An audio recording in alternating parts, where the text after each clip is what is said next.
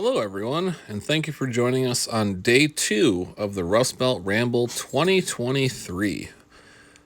We got up in the morning and we headed out for the day and got fuel and saw Team Punch Ref taking a nap in their cat bus. And we headed to our first stop, which is the world's last Hot and Now in Sturgis, Michigan.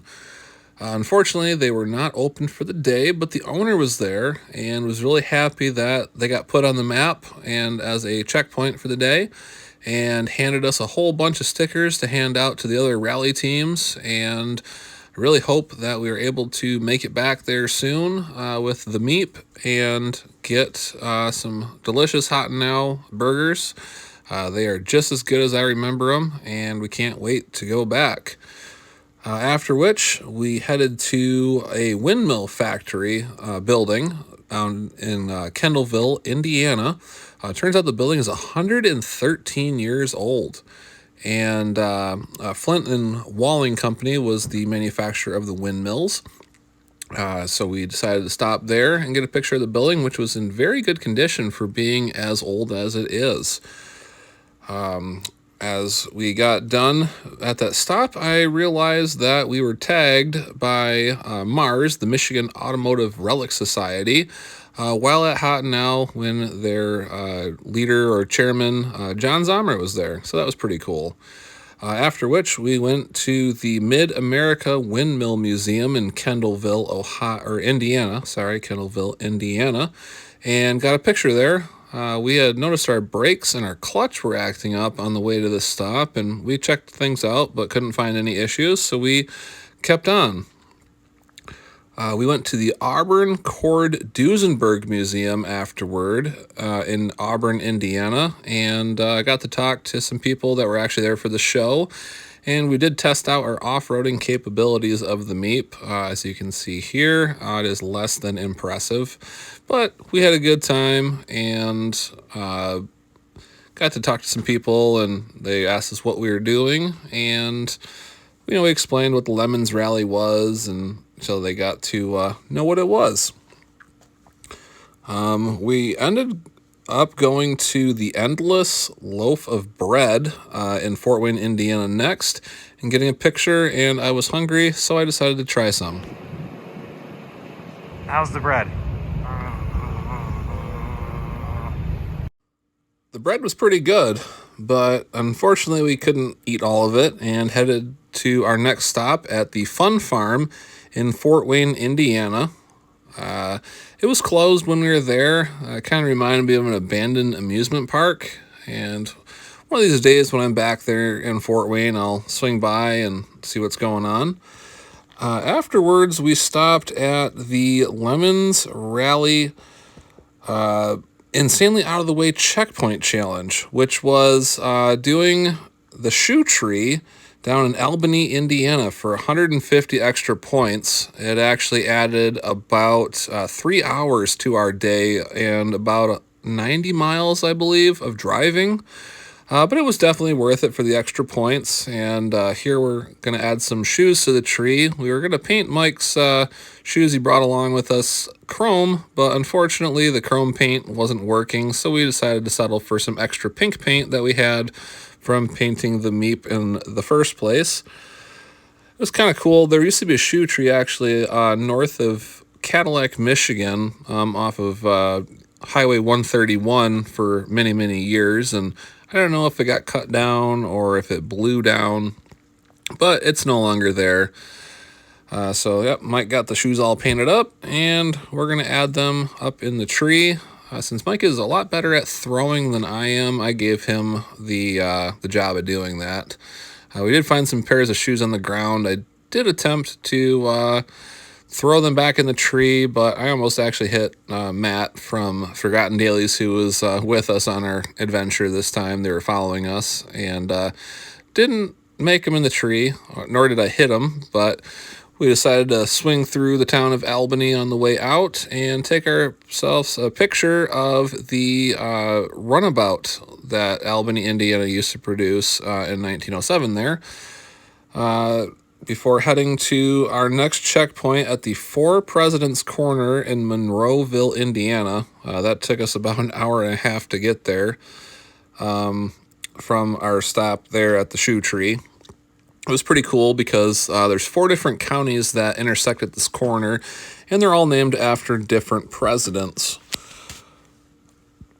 Jackson, Jefferson, Monroe, and Madison, as you can see there. And while exploring the Four Corners, things there, I found a praying mantis. So some people believe they're good luck, so I didn't want to take a picture of it. Afterwards, we went to the original Lincoln Highway marker in Van Wert, Ohio. There's a bunch of different markers, so we decided to take a lot of pictures of, all the signs that were there so people could see that.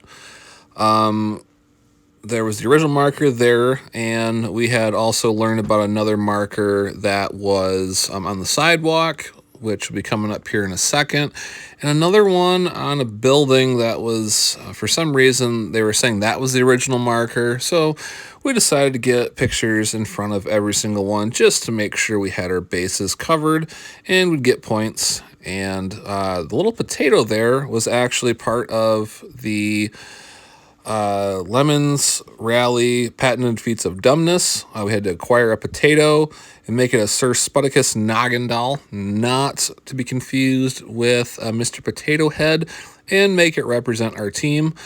Unfortunately, on day 2, we lost Luke due to a couple things that he had going on, unfortunately, and couldn't continue the rally. So we named our potato Luke, and as the day went on, he kind of started growing legs that were rubber ducks and arms as well.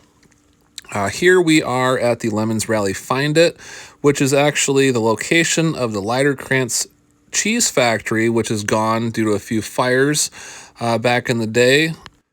Now the site is actually turned into like an Ace Hardware, and this road that Mike is standing on is actually was not there back when the factory was in place. That is also in Van Wert, Ohio, which is pretty cool.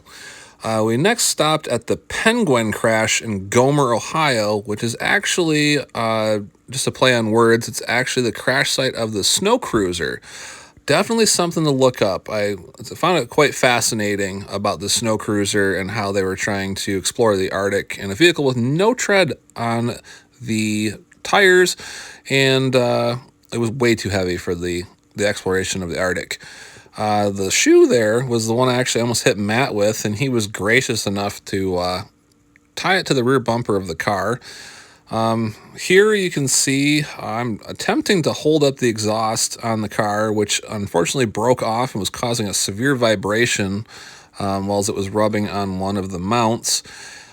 Here also I figured out why our brakes were spongy and our clutch was acting up. The left rear brake caliper was deciding to leak a whole bunch of brake fluid out while we were driving, so we were able to get that topped off and continue on. Next, we went to the Kewpie Burger and Mini Kewpie Burger in Lima, Ohio. This is the mini one, which is actually just like a scale model of the original one in downtown. And then we went to, there's 2 different Kewpie Burgers, one on the east side, one on the west side. I believe this is the west side one. So we went inside to get some burgers for lunch, and there's Jackson from Forgotten Dailies just chilling on his phone while we're ordering, holding Luke up next to him. Afterwards, we drove to Bellefontaine, if that's how you produce it, to to Orchard Island, Ohio, to go to the Orchard Island Post Office.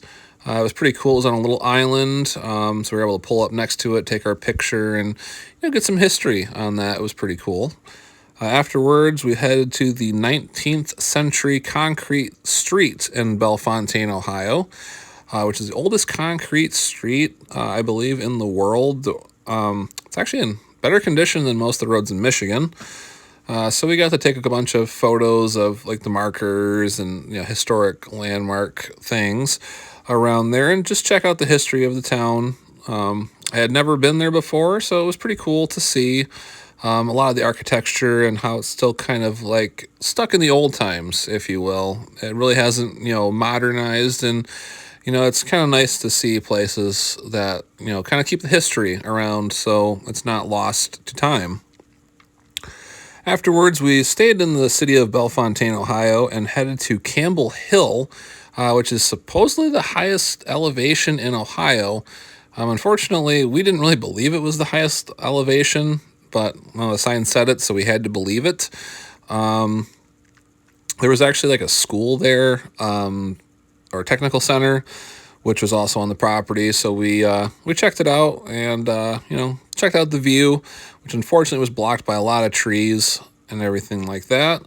We did run into a few of the teams, the Rockstar team with the Beretta, and we ran into the Taskmaster team with the MG. In West Liberty, Ohio was actually our next one. We went to the Piatt Castles. There was this one right here that we saw from the road and got a picture of that. Unfortunately, it was under construction, so we didn't really want to drive on the property to get photos. So we just parked on the road to be respectful to the owners of that property. And got a picture of the Maco Cheese Castle, which this one was called. We also stopped at the next castle that was down the road, but unfortunately it was past visiting hours where we couldn't go there. After which we were out of stops for the day, and we were headed to our overnight stay in Columbus, Ohio for the night. And this is a picture of one of the teams took of us out front with Forgotten Dailies behind us. So thank you for watching this video, and stay tuned for part 3.